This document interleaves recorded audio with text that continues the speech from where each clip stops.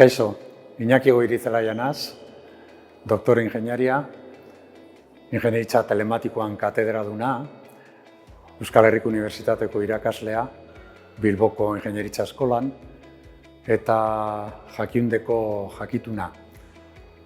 Nire gaurko hitzaldian programazio lenguaiei buruz hitz egitea da asmoa, eta galdera desberdinak erantzuten ahaleginduko naz.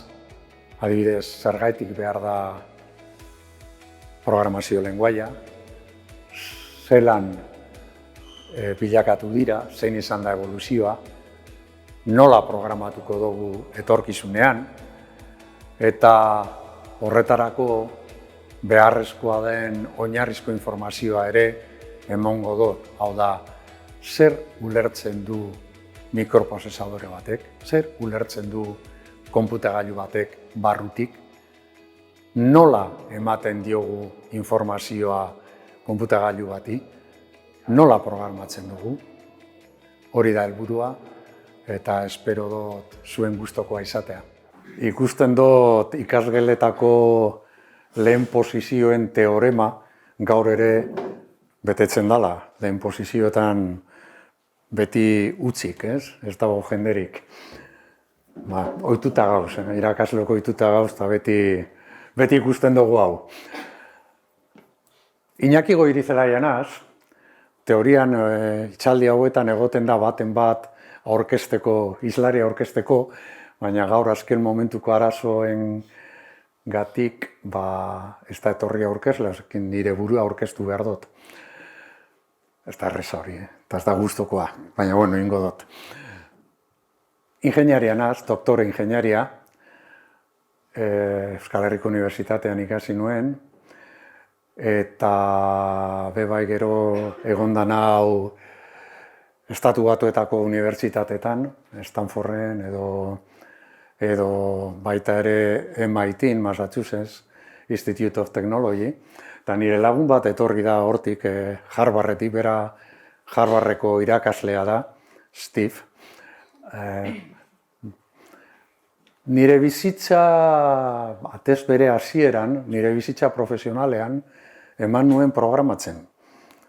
Urte asko egon naz programatzen modu profesionalean, eta oso lan polita eta erakargarria izan zen niretzat. Eta zuentzat ere izan daiteke lan polita eta erakargarria. Beraz, igual gaur nire hitzaldia entzunta gero baten bat animatuko da, eta ingenieritza edo informatikaren arloan ikasiko dozue, eta zuen bizitza profesionala ere programatzen pasako dozue, edo kontrakoa. Nire entzunta gero esango dozue nik ez dut nahi. Erakargarria eta polita da programazioa. Beti izana solan programatzaile eta bai, nire lehen eskolak, ni hasi nintzen erakusten programazioa Bilboko Ingenieritza Eskolan. Epoka hartan esan programatzen, orain programatzen dan moduan, eta horri buruz ere hitz egingo dugu. Montatu nuen enpresa bat, enpresa horretan egiten genituen aplikazioak, eta programatzen pasatzen eban iaia denbora guztia, adimen artifizialari buruzko aplikazioak egiten genituen orain dela urte asko. Hori zer zan hemen inok ez ekienean, orain bihurtu da ez dakit gauza normala. Adimen artifiziala entzuten da toki guztietan. Guk garatu genduen sistema bat bere garaian, irudi digitalak interpretatzeko eta programatu genuen hori dana, ez?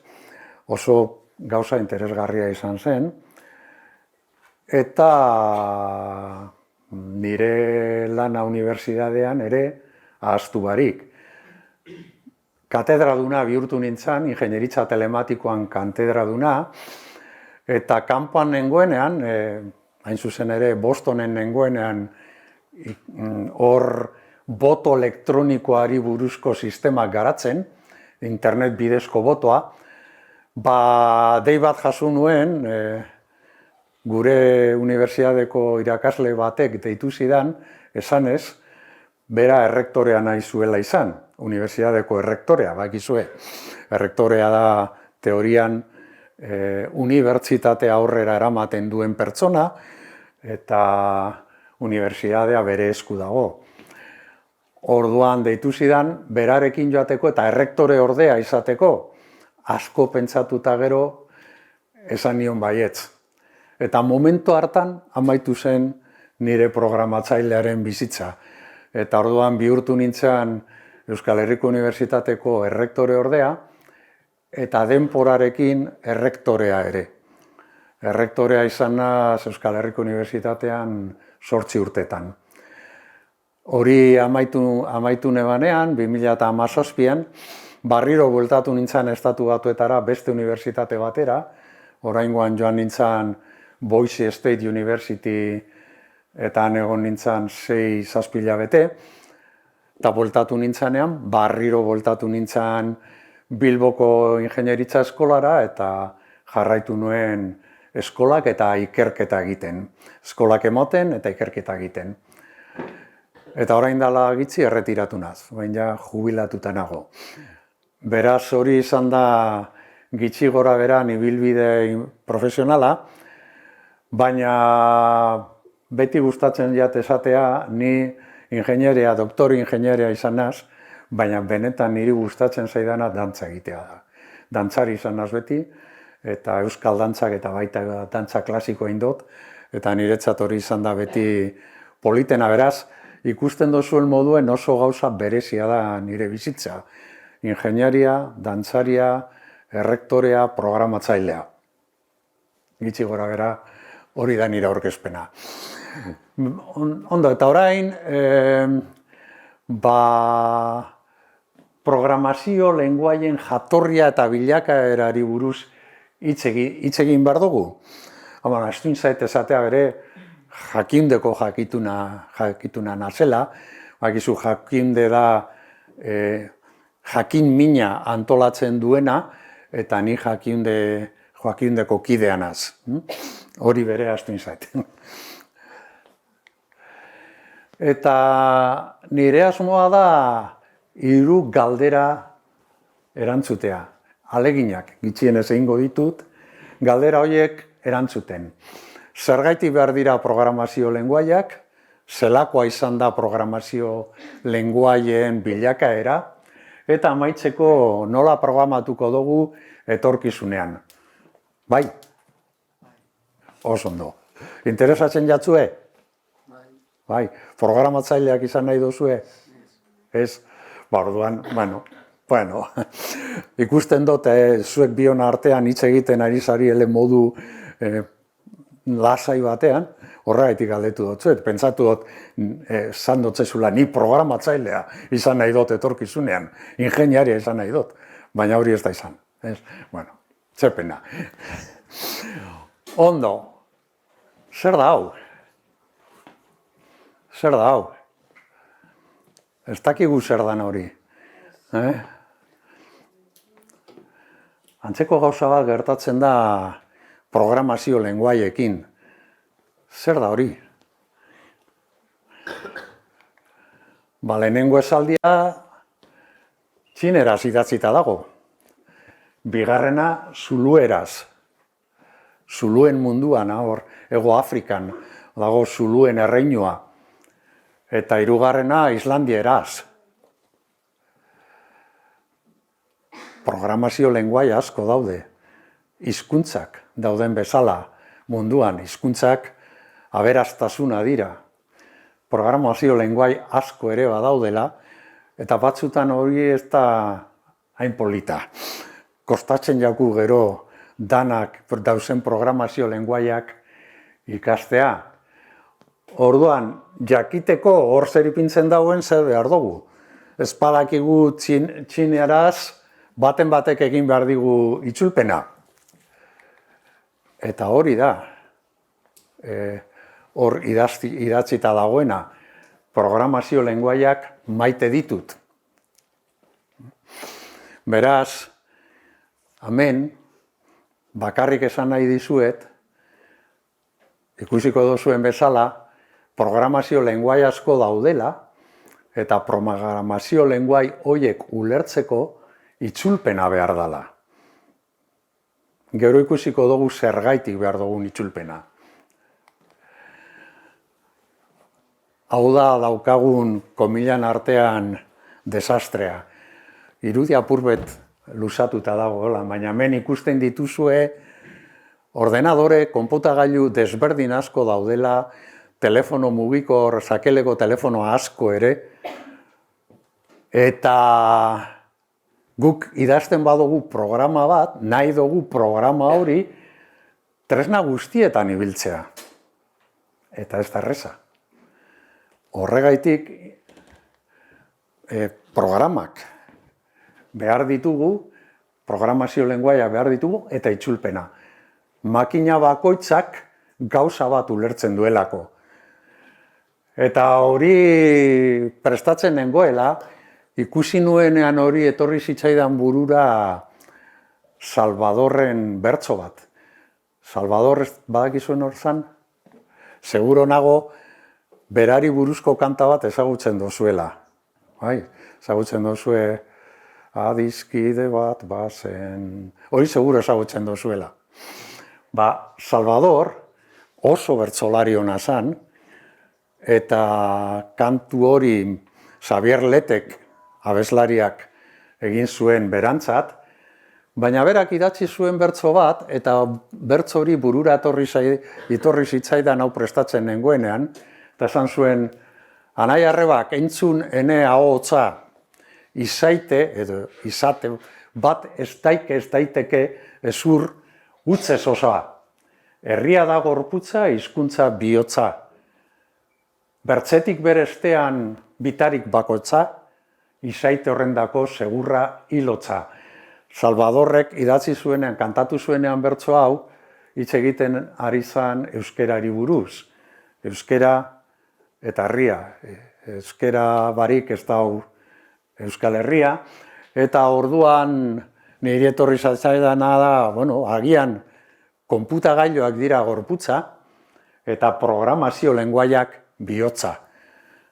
Orduan, programazio lenguaia behar dugu makinak, ordenadoreak, konputagailuak egiteko nahi duguna, baina nahi dugun hori egin ahal izateko gorputza behar da. Orduan, zer da konputagailua?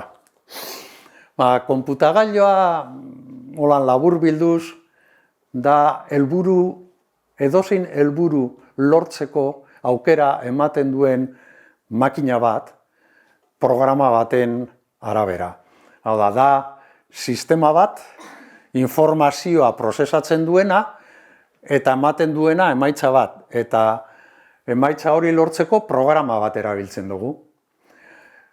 Beraz, esango nuke, bere ezaugarririk nagusienak, abiadura, hau da, arin funtzionatzen du programak, edukiera, gorde aldogu ordenadorean nahi dugun informazioa, programagarritasuna, programa baten bidez mugitzen dugu ordenadore hori, gorputz hori, eta fidagarritasuna, teorian, ondo badabil gure ordenadorea, emaitza onak lortzen duguz eta fidagarriak.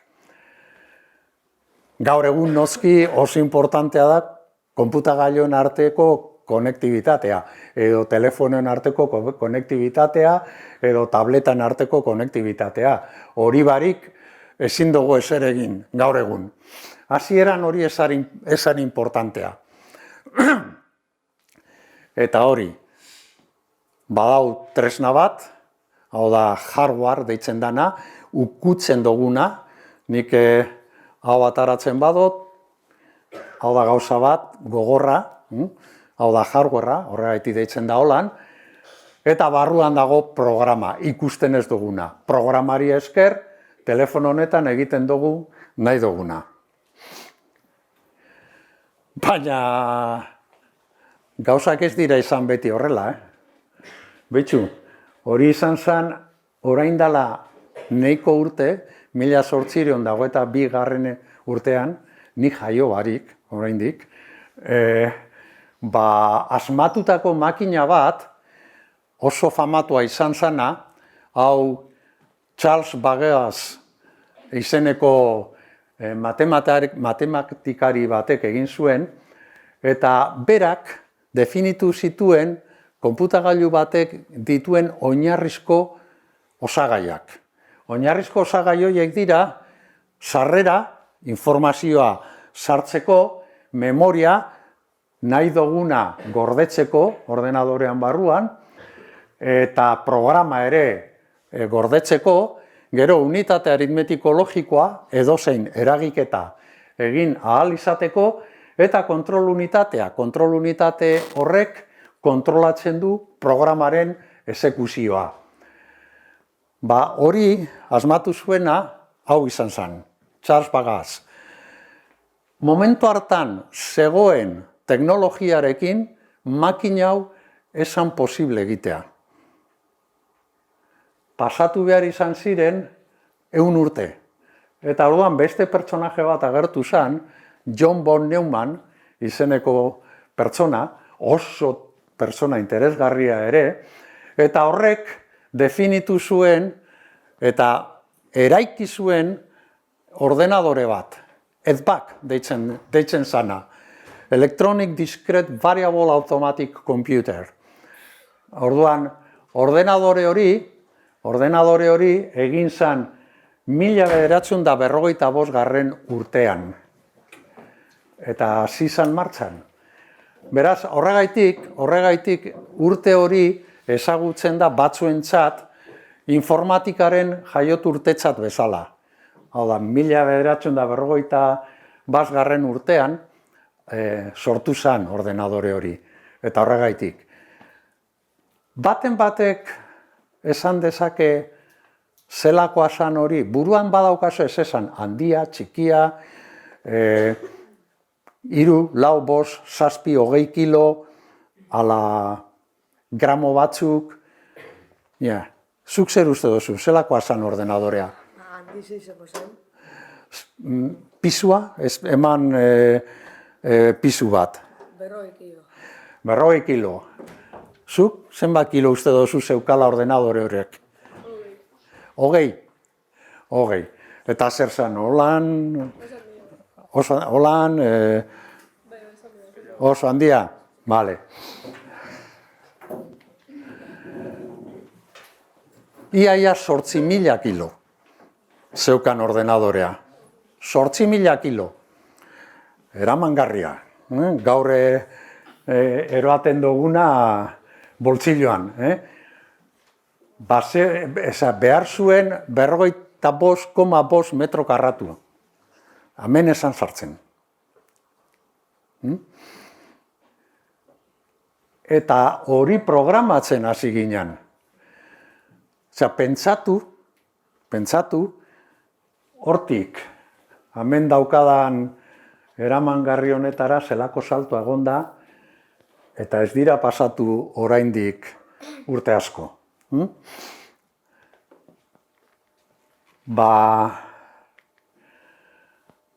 Hori, John von Neumannek asmatu zuena, izan zen guk deitzen duguna, konputagailuaren oinarrizko arkitektura.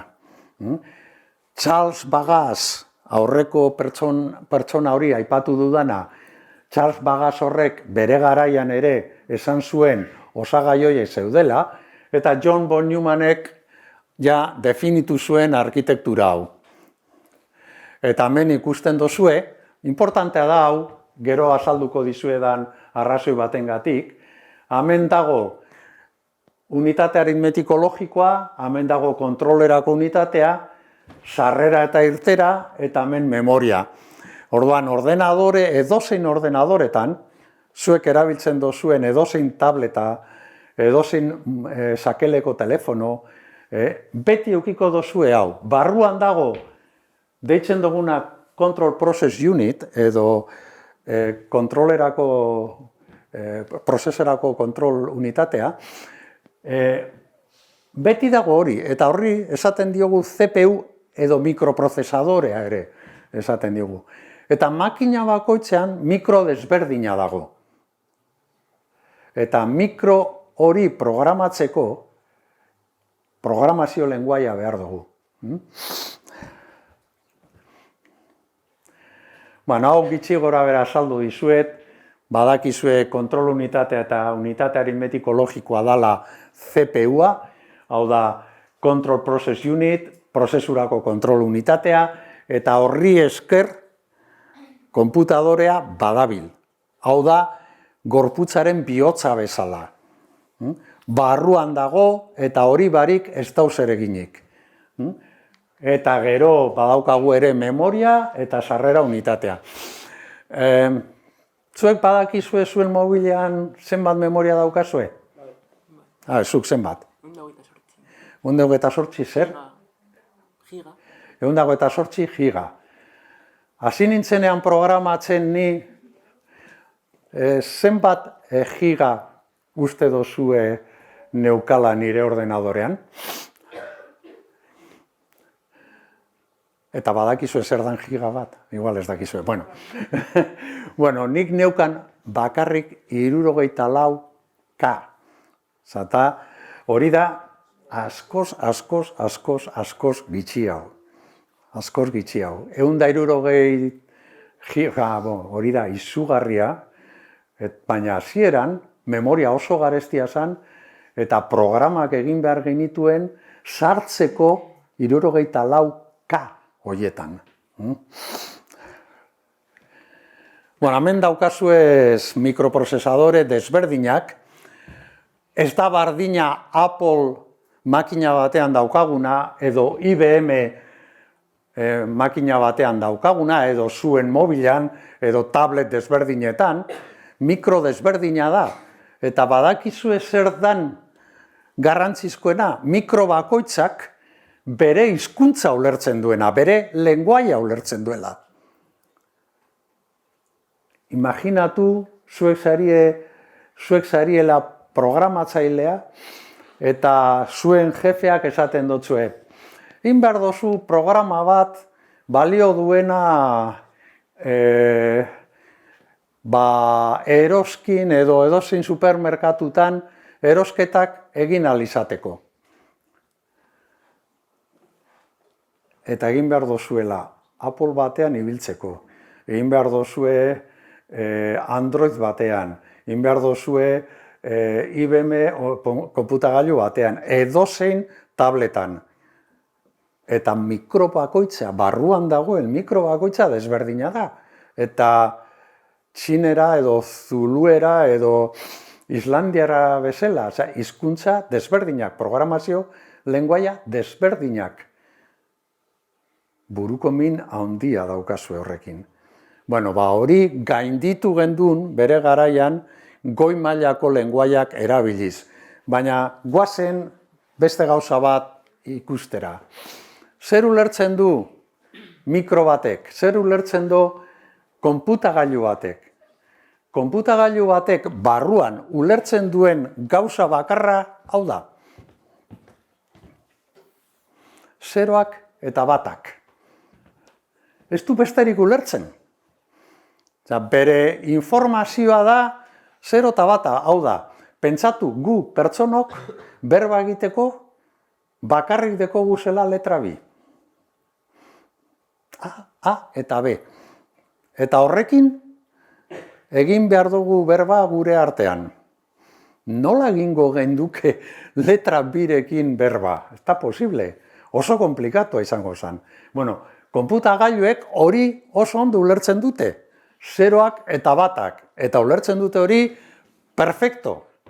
Baina hori baino ez dute ulertzen. Eta zer gertatzen da, guk ez dugula ulertzen. Imaginatu, programatu behar dugula hau erabiliz. Zoratu ingo ginateke. Ordan, hau da oinarrizko arrazoia. Zergaitik behar dugu programazio lenguairen bat? mikroprozesadoreak gure trastoetan dauden mikroek ulertzen duten gauza bakarra hau dala. Hau dalako. Zeroak eta batak. Besterik ez dute ulertzen. Bai. Hori da kode bitarra. Bai. Horreri esaten jako kode bitarra. Ondo? Esaten zaio kode bitarra.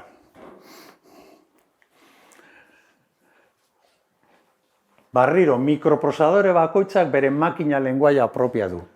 Kode bitarra erabiliz.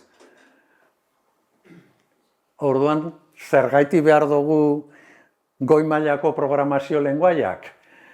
Horregaitik guk ez dugulako ulertzen makina lenguaiaz programatzea izango litzateke guretzat eromena, eta orduan behar dugu programak idazteko behar dugu zerbait guretzat errezagoa dana, eta gainera nik idazten badut programa bat, beste batek ulertu behar du. Programatzaileen lana normalean taldean egiten dalako, eta nik zerbait idazten badut, beste hirugarren batek ere ulertu behar du. Orduan, programa hori guk ulertu behar dugu, eta orduan guk ulertzen ditugun simboloak erabili behar dira. Lehen pausoa izan zen gauza bat, deitzen dana inglesez assembly language, eta euskeraz mixtadura lenguaia. Hor, ez erabiltzeko zeroak eta bata, sortu genioen gauza bat deitzen dana mnemonikoa. Eta mnemonikoa zen agindu bat, adibidez, LDA. LDA da mnemoniko bat, guk ulertzen duguna, hori datorrelako inglesezko esaldi batetik load accumulator. Eta load accumulator esan gure dau kargatu mikroprozesadorearen barruen dagoen erregistro batean kargatu datu bat. Orduan, holako gauzak egiten ziren hasieran. Konplikatua zen ere horrela programatzea. Horrela hasi nintzen ni programatzen. Holako assembly language mihiztadura lenguaiak erabiliz. Eta divertigarria zen, baina batzutan konplikatua. Honek dekon arazoa da, mihiztadura lenguaia guztiz erlazionaturik dagoela mikroprozesadore zehatz batekin. Orduan, idazten dozun programa hori, balio du bakarrik mikro batentzat, hau da, balioko zuen iPhone batentzat, baina ez Android batentzat. Orduan, nik programa bat egiten badut, eta erabili nahi badut toki makina desberdinetan, egin beharko nuke barriro programa hori beste mihiztadura lenguaia erabiliz. Eta hori arazo bada, eta koste handia. Horregaitik, hori berehala gainditu zen eta beste lenguaia erabiltzen hasi ginen. Hau da, adibidez, ikusiko genukeen programa mikroan barruan. Batak eta zeroak. Eta honek dira mnemonikoak. Mnemonikoak. Honek itzulpena hau deko. Ta honek esan nahi du, memorian gorde, memoria honetan gorde datu hau. Baina, bueno, hori zuentzat bardin da, baina imagina nola programatu behar da, hau guk idazten dugu, baina mikroaren barruan hau da, eta hau da azalpen bat. Ondo. Hau, aurrera pauso bat izan zen, baina ez nahiko. Beraz, goi mailako lenguaiak behar ginituen. Zer da goi mailako programazio lenguaia?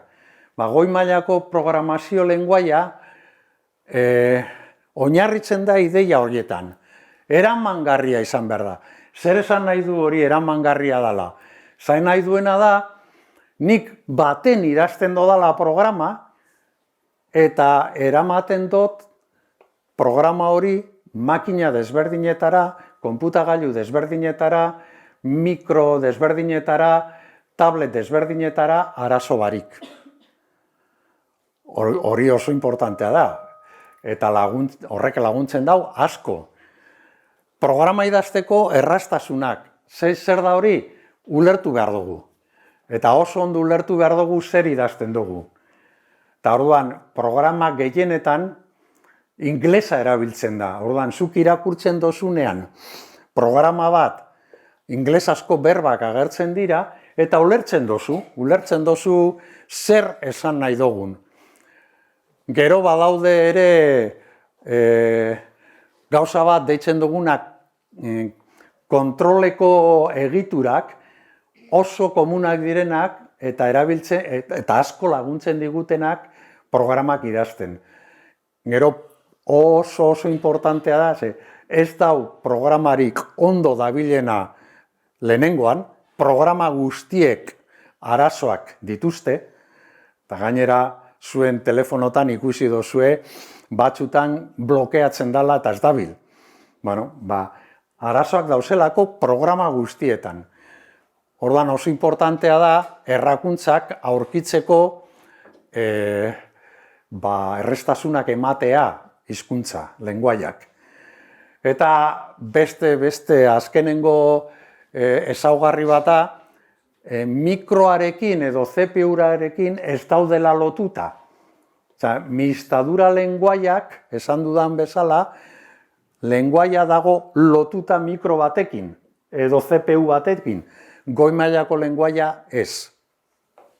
Orduan, nola da posible goi mailako lenguaia idatzitako programa mikro desberdinetan ulertzea edo konputagailu desberdinetan ulertzea?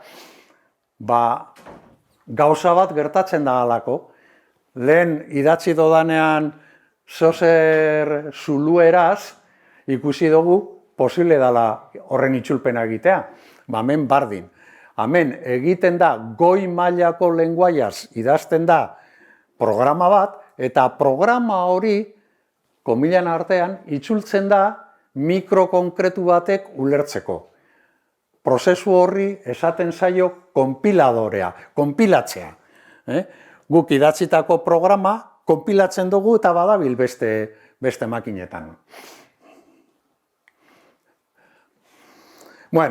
Oinarrizko ideia horiek eginda, nola programatzen gendun 70. hamarkadan? Zuek pentsatuko dozue, jendea jesartzen zala, konputagailu eder bat, pantalla eder bat, ni bakizue programatzaileek daukatela frikien erdi tirata, Coca-Cola bat edo, eta hor programatzen tranquil. Ez. Orain dela urte 70. edo 1970. Programatzaileak dana joaten ziren korbatakaz eta jakeagaz eta bar, eta programatzen zuten txartel zulatuak erabiliz. Zer da hori? Hau da.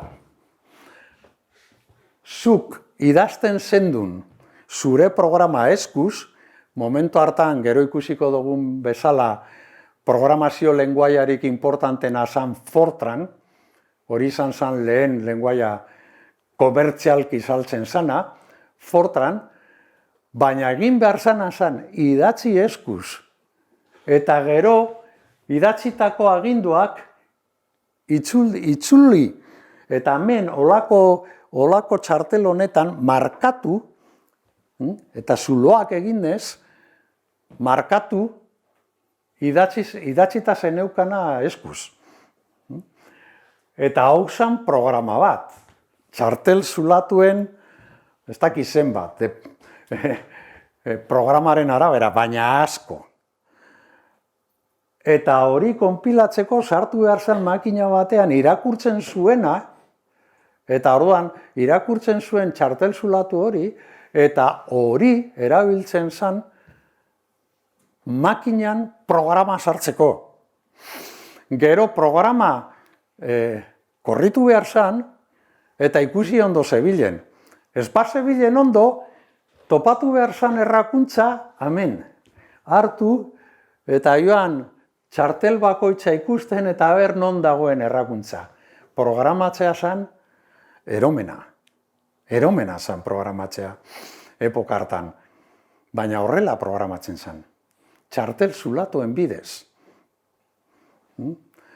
Badakit zuentzat hau, zuek hau ez tozue ikusiko, baina horrela nintzen ni bere programatzen.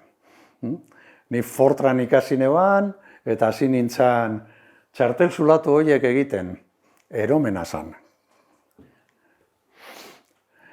Eskerrak, etorri zirala teknologia barriak, eta agertu zen gauza bat, eta da teknologia magnetikoa, igual gogoratzen dozue, igual zuen gurasoek, esan dizuete, eurek entzuten zutela musika zinta batzuetan, hori entzun dozue. Bueno, kaset horiek ere, erabiltzen ziren programak gordetzeko. Eta orduan hori izan zen aurrepauso bat. Soinuak gordetzen ziren zinta magnetikoetan, eta horri esker apurtxu bet gauzak erraztu zirela. Baina ez guztiz.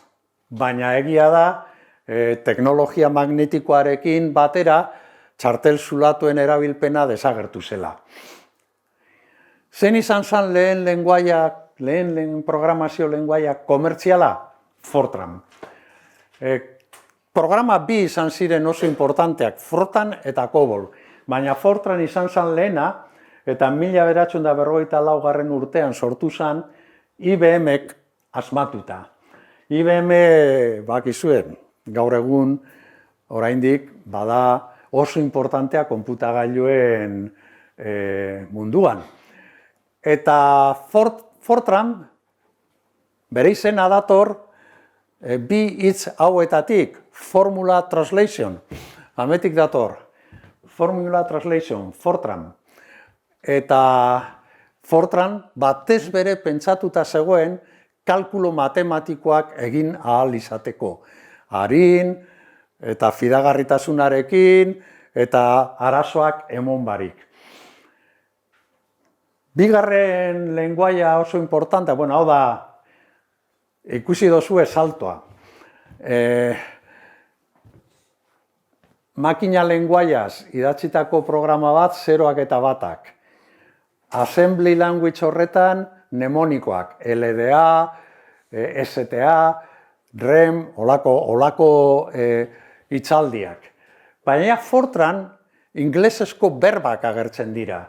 Hemen adibidez agertzen da read, agertzen da print, agertzen da go to. Orduan, guk irakurtzen badugu olako programa bat, eta noski, programazioari buruz badakigu, naiz eta nik programa hau ez idatzi, nik ulertzen dut hemen zer dagoen. Eta badakit programa honek zer egingo duen. Beraz hor, salto handia egon zen. Hasi ginalako ulertzen zer egiten zuen programa bakoitzak. Gero etorri zen COBOL. COBOL oso lenguaia interesgarria izan zen ere, eta erabiltzen zen batez bere aplikazio komertzialetan, adibidez, bankan. Gaur egun ere, munduan zehar dauzen programa guztiak kontuan hartuta, COBOL da, behar bada, eta oraindik erabiltzen da, naiz eta oso gitxi erabili gauza barriak egiteko, baina erabiltzen da askotan egindakoa. Eta behar bada aktiboak dauden programan artean, COBOL izan daiteke lenguaiarik importantena. Izena, Common Business Oriented Language. Hortik dator. Eta hemen, gauza bat esan behar dut, eta gainera harrotasun puntu batekin, emakume bat izan zalako hau asmatzeko gako bat. Informatika munduan, programazio munduan emakumeak beti izan dira oso importanteak. Gaur egun arazoak daukaguz emakumeak eukitzeko ingeniaritzan edo informatika ikasten, oso emakume egitzi da, ikusten dut hemen emakume asko dauzela, eta animatzen zaituet. Oso lan polita dalako, eta gainera, oso disfrutatuko dozue, ez dauka zalantzarik. Grace Hopper hau, ikusten dozuen militarra zan, eta militarra izateaz gain matematikaria, eta berak asmatu zuen bai COBOL-en aurretik zegoen beste programazio lenguaia, oraindik guztiz garatu barik, eta gero COBOL asmatu zuen, bitxu. Hau da bera, orduko konputagailuen artean. Hori animatu zaitezte, hau ez da gizonon lana. Denon lana da. Ikusi COBOL hizkuntza erabiliz, COBOL programazio lenguaia erabiliz, programa bat. Eskuz idatzita. Gero hau pasatu behar zan txartel zulatu batera. Imaginatu zer zan epoka hartan programatzea.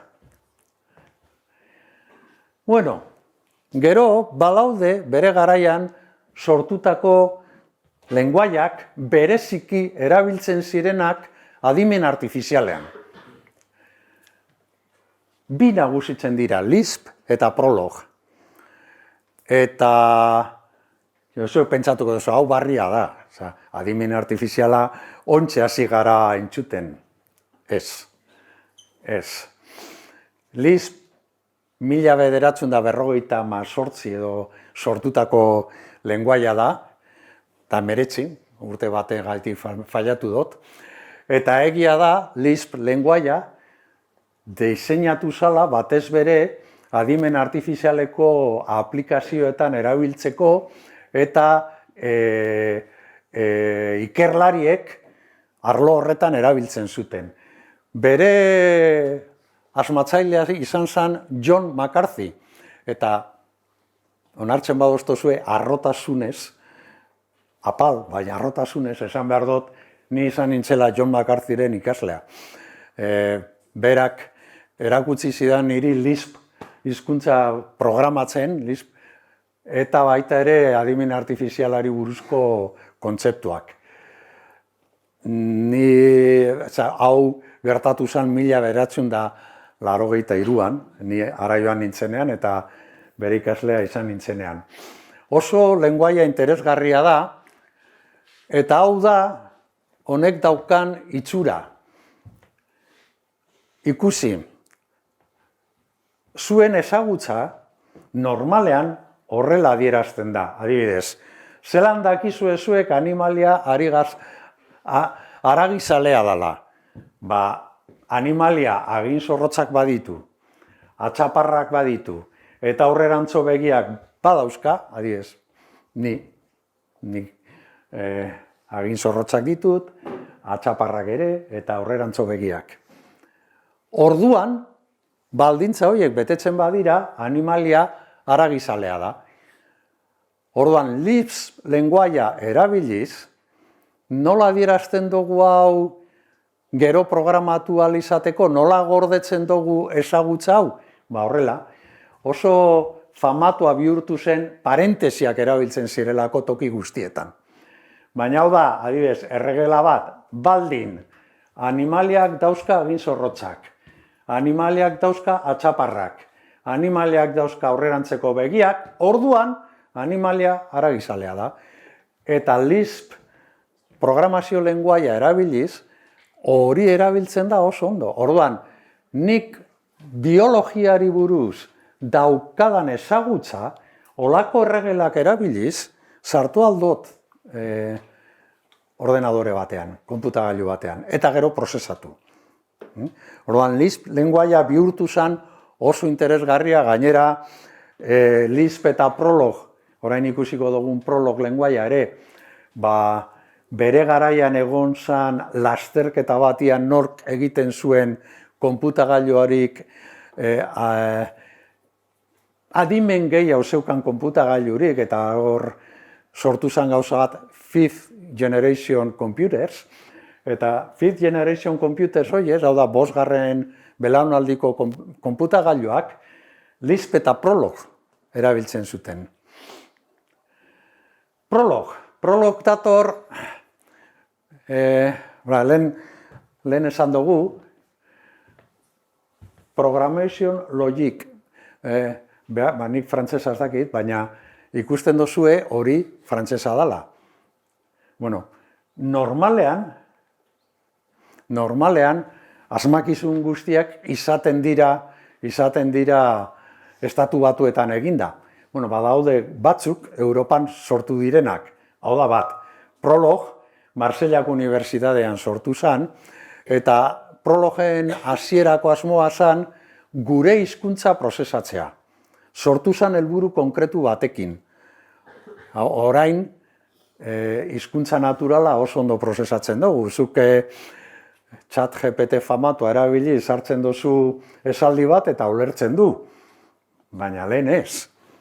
Eta Prolog sortu zen hizkuntza naturala prozesatzeko. Eta gero bihurtu zen estandar bat adimen artifizialeko aplikazioetan. Eta Prologen oinarria, hau da, modus ponendo ponens. Behar bada ez dozue jakingo hori zer dan. Baina hau ipintzen badot, behar bada ulertuko dozue. Adibidez, nik esaten badot, greziarrak pertsonak dira. Pertsona guztiak hilkorrak dira. Ondorioz, greziarrak hilkorrak dira. Hori da modus ponendo ponens. Hau da, guk baietz esaten badugu, hau egia da, eta hau egia da, eta hiru baldintza hauek egia badira, orduan hau da ondorioa. Amen, bardin. Amin, pertsona guztiak hilkorrak dira. Greziarrak pertsonak dira, beraz hilkorrak dira. Bueno, hau da Prolog erabiltzen duen mekanismoa programatzeko. Hemen dekozue adibide bat. Prolog lenguaiaz erabiliz. Honekin zer esaten dugu? Maialen maindiren ama dala. Hemen Iker Mariren aita. Iker Manesen aita. Iker Txabiren aita. Eta gero esaten dugu Odei Mariren ama dala. Hori da informazioa, sartzen dugu ordenadorean. Ta guk jakin nahi duguna da, ia informazio hau emonda, ia pertsona bi nebarrebak diran. Orduan modus ponendo ponens erabiliz, programatzen dugu eta esaten dugu. X eta Y nebarrebak izateko, guraso bardinak eduki behar dabez. X, Z izan behar da Xen gurasoa, eta Z beba izan behar da Iren gurasoa.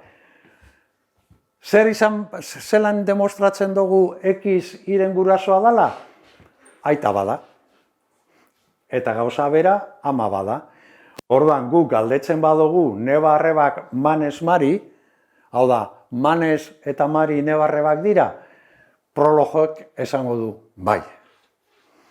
Orduan, hau da modu bat ezagutza sartzeko konputagailuan. Eta holan egiten ditugu aplikazio inteligenteak. Hor, Prologen bidez prozesatzen duguna ezagutza dalako. Bueno, igual ingo dugu apurbet zeirak eta teorian ordu bat daukagu, ez? Bueno, apurbet harina oiango gara. Beste lenguai batzu sortu ziren atzetik, hau da Pascal. Pascal beste pauso bat izan zen, oso interesgarriak, hor funtzioak eta gauza bat esaten dana programazio egituratua erabiltzen zalako. Hau da, programa, COBOL edo Fortran lenguaiak erabiliz egindako programak izugarri luzeak ziren. Igual, milaka lerro.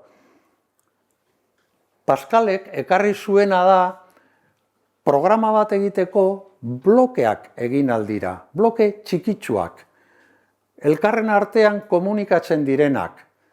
Eta orduan guk edozein problema daukagunean eta programa baten bidez konpondu nahi dugunean, blokeak ingo dugu, eta inglesaz esaten da divide and conquer. Pascalen oinarria hori da, egingo dugu programa handi bat, bai, baina programa handi hori konpontzeko programa txikitsuak egingo ditugu, euren artean hitz egiten dutenak. Eta hori Pascalen bidez etorri zan, eta programazio gitaratua etorri zan. Hau da adibide bat, Pascalez idatzita, honek egiten duena da guk idazten dugu tekladotik izen bat, eta berak esaten du zein da lehen letra, zein da azkenengoa, eta zenbat karaktere dituen. Bueno, hori da. Beste pausu importante bat izan zen C lenguaiaren agerpena. Nik nire bizitza profesionalean C lenguaia da gehien erabili dodan lenguaia. Bakizu, niri tokatu zitzaidan programazioa egitea C lenguaia bihurtu zanean importantena. Eta hor, bueno, adibidez, zuek kontuan hartzeko, badakizu zein dan zuen ordenadoretan, bueno, IBM ordenadoreak erabiltzen baduzu zein dan sistema eragilea. Windows, ezta? Windows da programa bat C lenguaia erabiliz eginda dagoena. C erabili izan Windows egiteko.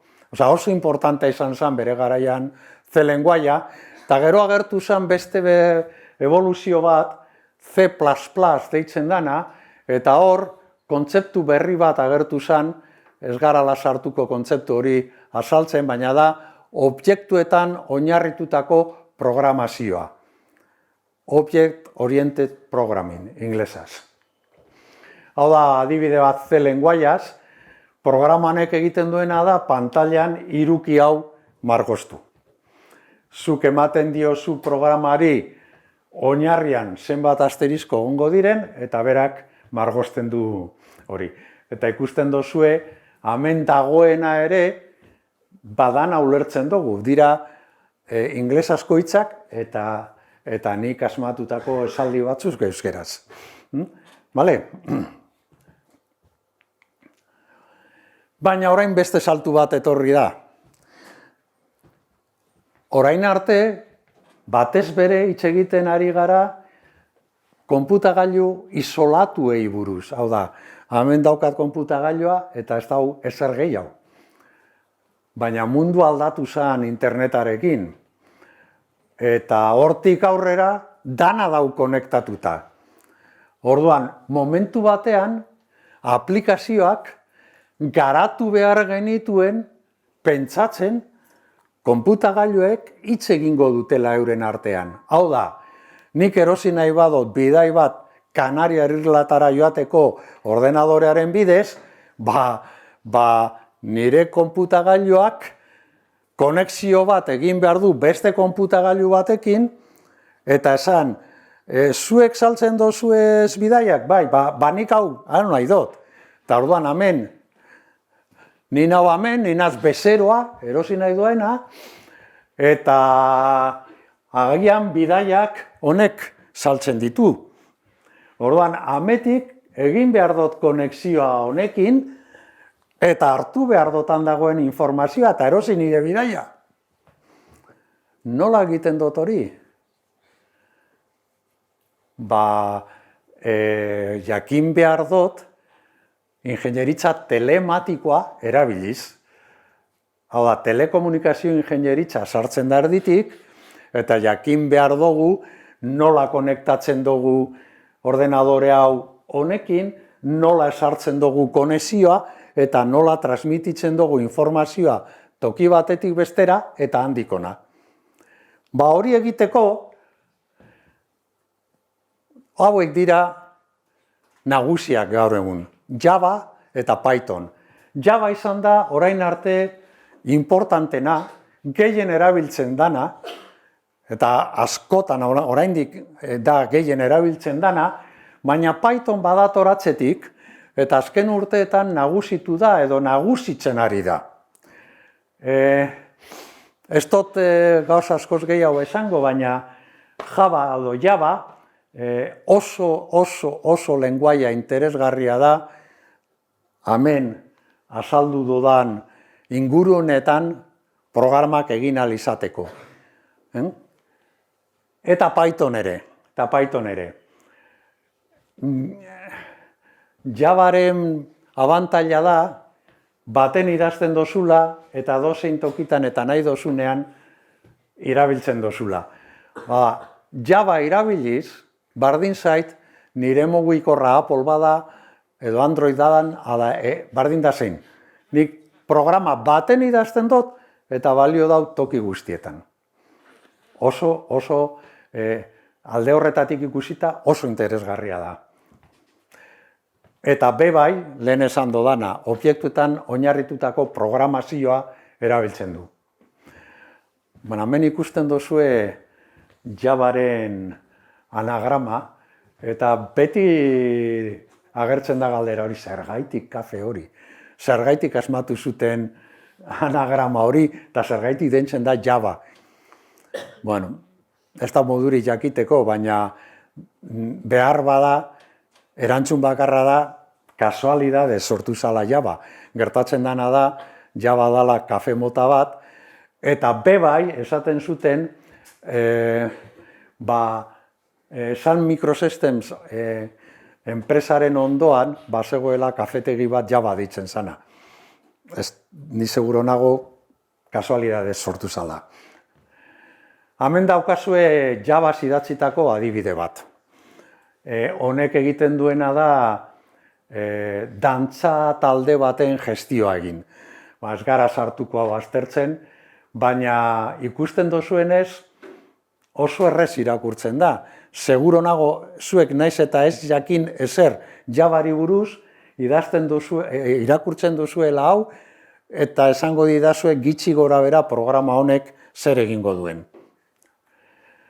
Pythonen ere lehen esan dudan moduan, nagusitzen ari da, oso lenguaia interesgarria, eta etorkizunean nire aholkua da Java ikastea eta Python ere ikastea.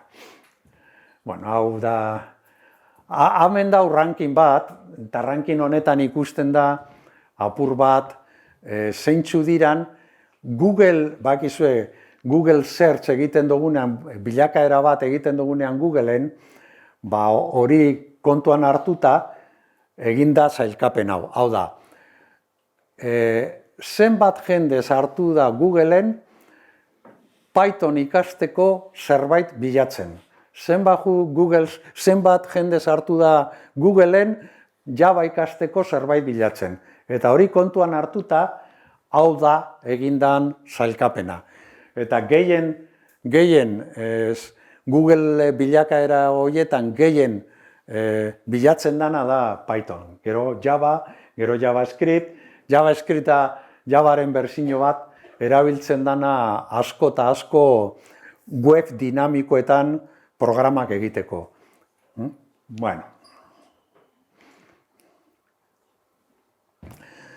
Etorkizunean zer pasako da?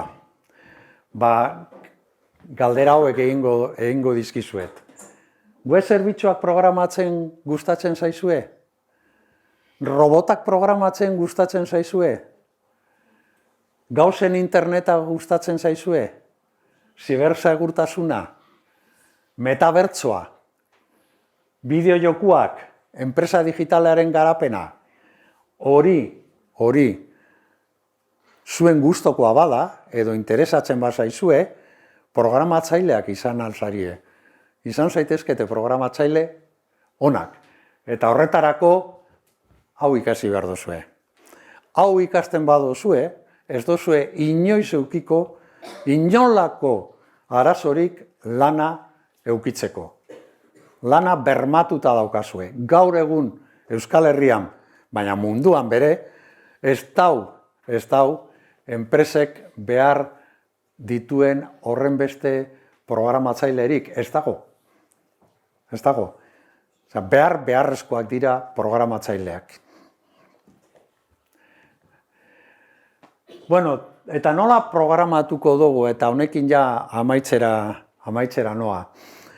Behar bada, zuek entxondo zue, etorkizunean ez dira beharko programatzailerik. Adimen artifizialak egingo ditu programak. Uste dozue hori gertatuko dala? Zuk uste dozu hori? Agian bai. Agian bai. Ta zuk? Be bai. Orduan zuek pentsatzen dozue adimen artifizialak kenduko digula lana? Bai. Baina, banik ez. Hau entzun dut azkenengo 60 urteetan. Nik 65 ditut. Baina, azkenengo urteetan entzun dut hau, eta ez da gertatu. Beti sortzen dira lanpostu barriak, eta aukera barriak. Eta programatzea ez da gauza erreza, arte bat da. Programatzen edozein arazori soluzio bat eman diezaiokegu. Eta hori egiteko gainera sormena behar da. Eta ez pentsatu erreza danik, adimen artifizialeko sistema batek sormena egiteko aukera ukitzea. Behar bada eukiko dugu etorkizunean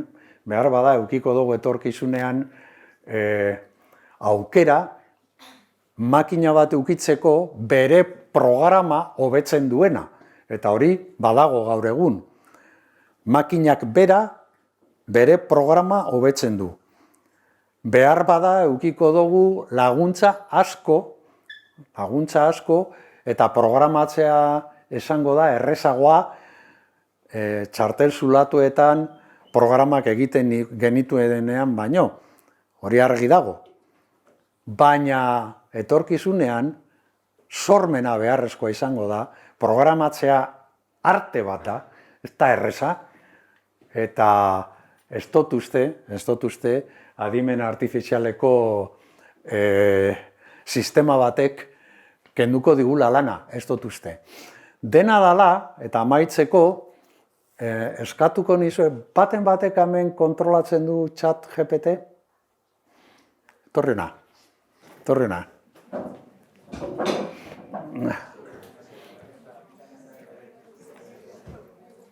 Asko erabiltzen ditu, lanak egiteko. Lanak egiteko erabiltzen duzu, orduan, erabiltzaile eta dana badaukozu, ez? Sartu zure kontuen, mesedez. Nire kontuen? Bai, sartu. Bueno, hemen egongo da, login. Se van a ver todos mis trabajos, No, Euri, se van a ver todos tus trabajos, ¿verdad? Idatzi, todos los que he hecho con ChatGPT. Esto zuin gori. Sartu zure... Honekin amaituko dugu. Gero galderak egin nahi badituzue, ni prest.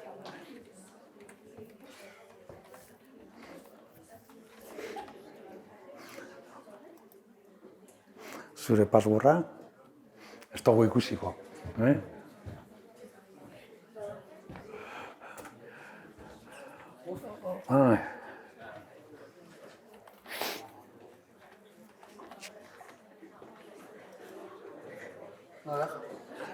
Igual ez dabil. Bueno, ez dakite, alegin du eta bestela, ondo sartu dozu. Bueno, ez dakit, ez dabil. Orduan ez dugu galduko denpora gehiagorik. Nire asmoa zan, berak bere kontutik eskatzea ChatGPT-ri programa bat egitea. Eta berehala ikusiko dozue, agertuko dala programa bat. Zuek etxean nahi badozue, sartu eta eskatu. Adibidez, egin programa bat, dakizuen Fibonacien zenbakiak zer diren. Edo zenbaki baten faktoriala kalkulatzen duena.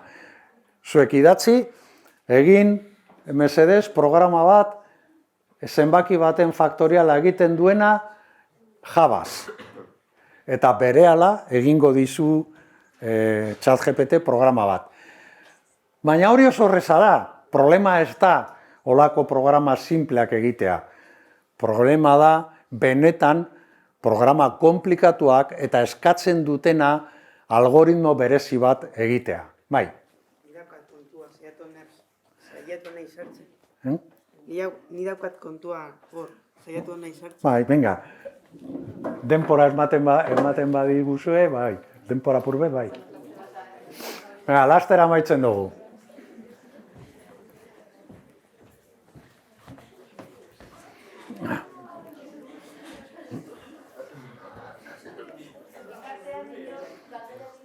Bai, beste galderarik edo bitartean, beste galderarik?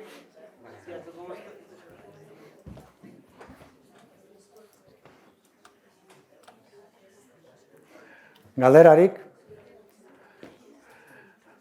Zenbat izango dira programatzaileak etorkizunean? Altza eskuak. Zu! Bera! Bueno, galderarik badaukazue? Ez. Sartu zara?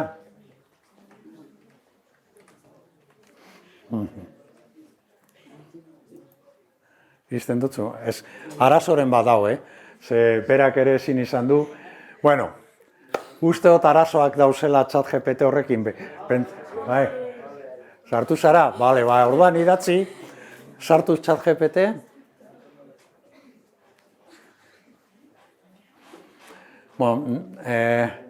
Noski, euskeraz galdetzen baduzu ez da ibiliko ondo, baina inglesez, ipini aldozu.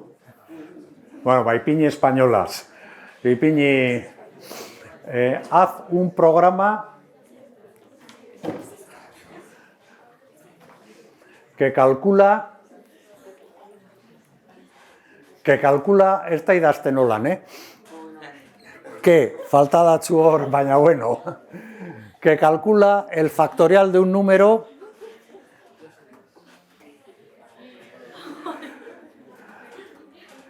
en Java.